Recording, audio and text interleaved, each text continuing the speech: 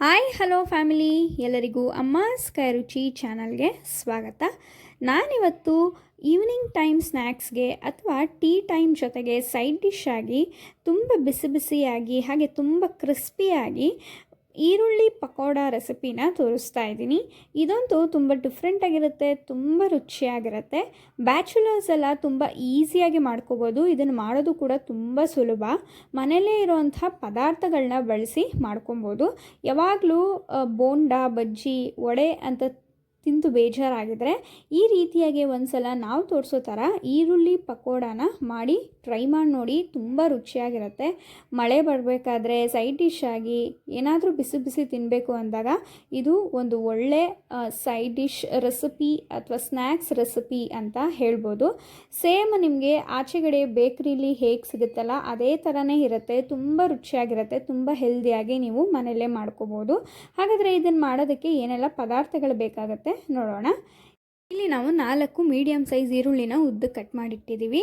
ಒಂದು ಅರ್ಧ ಬಟ್ಲಷ್ಟು ಅಕ್ಕಿ ಹಿಟ್ಟು, 1 ಬಟ್ಲಷ್ಟು ಕಡಲೆ ಹಿಟ್ಟನ್ನು ತೊಗೊಂಡಿದ್ದೀವಿ.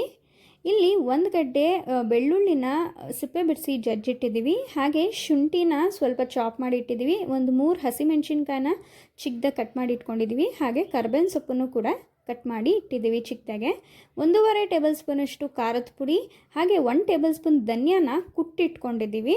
ಹಾಗೆ 1 ಟೇಬಲ್ ಸ್ಪೂನಷ್ಟು ಓಂಕಾಳು, ರುಚಿಗೆ ತಕ್ಕಷ್ಟು ಉಪ್ಪು ಮತ್ತು ಎಣ್ಣೆನ ನಾವಿಲ್ಲಿ ಬಳಸಿದ್ದೀವಿ. ಈಗ ಹೇಗೆ ಮಾಡೋದು ನೋಡೋಣ ಬನ್ನಿ.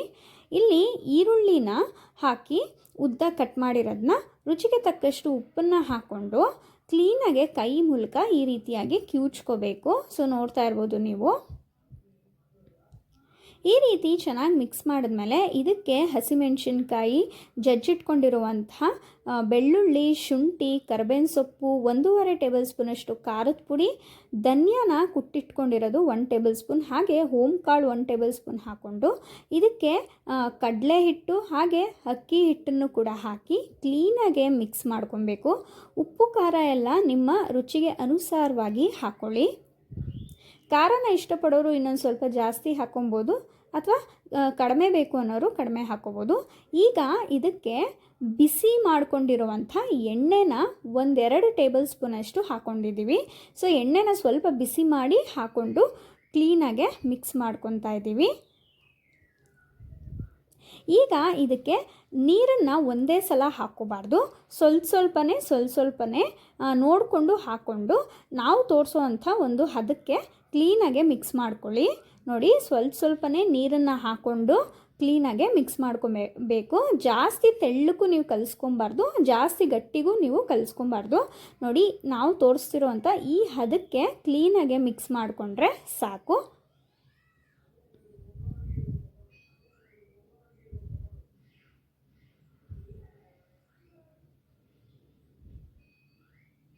ನೋಡಿ, ಈಗ ಇದು ರೆಡಿಯಾಗಿದೆ. ಸೊ ನೀವು ನೋಡ್ತಾ ಇರ್ಬೋದು. ನೀವು ಕೂಡ ಇಷ್ಟು ನೀರು ಹಾಕ್ಕೊಂಡು ಈ ಅದಕ್ಕೆ ಕಲಿಸ್ಕೊಳ್ಳಿ. ಸ್ವಲ್ಪನೇ ನೀರು ಹಾಕಿ ಕಲಿಸ್ಕೊಬೇಕು. ಇದಾದಮೇಲೆ ಒಂದು ಬಾಣಲಿಗೆ ಡೀಪ್ ಫ್ರೈ ಮಾಡೋಷ್ಟು ಎಣ್ಣೆನ ಹಾಕ್ಕೊಂಡು ನಾವು ರೆಡಿ ಮಾಡ್ಕೊಂಡಿರೋವಂಥ ಈರುಳ್ಳಿ ಮಸಾಲೆ ಇದೇನಿದೆ ಅದನ್ನು ಪಕೋಡ ಆಕಾರದಲ್ಲಿ ಎಣ್ಣೆಯಲ್ಲಿ ಹಾಕ್ತಾ ಬರಬೇಕು. ಉಂಡೆ ಹಾಕ್ಕೊಳ್ಳೋಕ್ಕೆ ಹೋಗಬೇಡಿ, ಒಳಗಡೆ ಎಲ್ಲ ಚೆನ್ನಾಗಿರಲ್ಲ.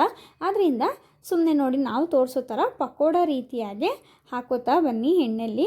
ಸೊ ಎಣ್ಣೆಯಲ್ಲಿ ಅದು ಚೆನ್ನಾಗೆ ಡೀಪ್ ಫ್ರೈ ಆಗಬೇಕು. ನಾವು ಹಾಕ್ಕೊಂಡಿರೋ ಅಂಥದ್ದು ಪಕೋಡ ಕ್ಲೀನಾಗೆ ಡೀಪ್ ಫ್ರೈ ಆಗಬೇಕು. ನೋಡಿ, ಈ ರೀತಿಯಾಗಿ ಕ್ಲೀನಾಗೆ ಡೀಪ್ ಫ್ರೈ ಆಗಬೇಕು. ಒಂದು ಸೌಟನ್ನು ಬಳಸ್ಕೊಂಡು ಕ್ಲೀನಾಗೆ ಎರಡೂ ಸೈಡು ಕೂಡ ತಿರುಗಿಸ್ತಾ ಚೆನ್ನಾಗಿ ಡೀಪ್ ಫ್ರೈ ಮಾಡ್ಕೊಳ್ಳಿ. ಇದು ಸ್ವಲ್ಪ ಕಂದು ಬಣ್ಣಕ್ಕೆ ತಿರುಗುತ್ತೆ, ಸ್ವಲ್ಪ ಬ್ರೌನಿಷ್ ಥರ ಆಗುತ್ತೆ. ಅಲ್ಲಿವರೆಗೂ ಕ್ಲೀನಾಗೆ ಡೀಪ್ ಫ್ರೈ ಮಾಡ್ಕೋಬೇಕು. ಜಾಸ್ತಿ ಡೀಪ್ ಫ್ರೈ ಮಾಡ್ಕೊಳ್ಳೋಕ್ಕೆ ಹೋಗಬೇಡಿ, ಅದು ಸೀದೋಗೋ ಥರ ಆಗಿಬಿಡುತ್ತೆ. ಅದಾದಮೇಲೆ ಟೇಸ್ಟು ಕೂಡ ಚೆನ್ನಾಗಿರಲ್ಲ ಅಷ್ಟು. ನೋಡಿ, ನಾವು ತೋರಿಸ್ತೀವಿ.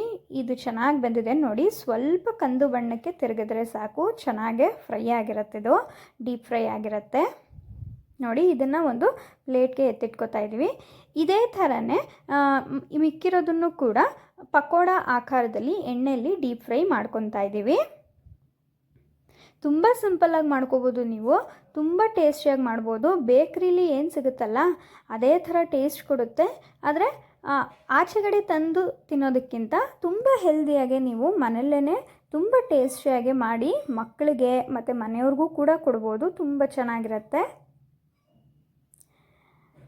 ನೋಡಿ, ಇದನ್ನು ಕೂಡ ಚೆನ್ನಾಗಿ ಡೀಪ್ ಫ್ರೈ ಮಾಡ್ಕೊತಾ ಇದ್ದೀವಿ.